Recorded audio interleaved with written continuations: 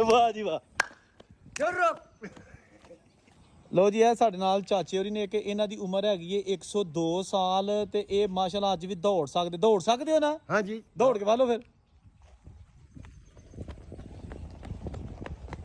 ਵੇਖੋ ਜਨਾਬ ਚਾਚੀ ਉਹਨਾਂ ਦੀ ਦੌੜ, ਤੁਸੀਂ ਵੇਖੋ, ਇਹ ਵੇਖੋ ਤੁਸੀਂ।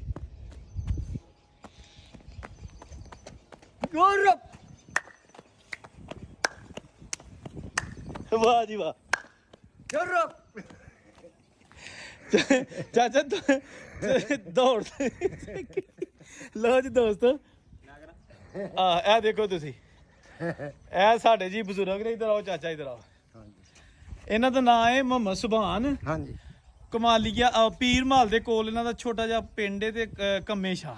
ਹਾਂਜੀ, 102 ਸਾਲ ਉਮਰ ਹੋ ਗਈ ਹੈ। ਦੌੜ ਲਾਉਂਦੇ ਨੇ, ਹਲ ਵਾਂਦੇ ਨੇ, ਕਈ ਵਾਂਦੇ ਨੇ ਔਰ ਡੰਡ ਬੈਠਕਾਂ ਕੱਢਦੇ ਨੇ। ਜਦ ਕਿ ਅੱਜ ਕੱਲ ਦੇ ਮੁੰਡੇ ਜਿਹੜੇ ਤੁਹਾਨੂੰ ਪਤਾ ਹੀ ਕਿ ਦੌੜਾਂ ਕੌਣ ਲਾਉਂਦਾ ਜੇ।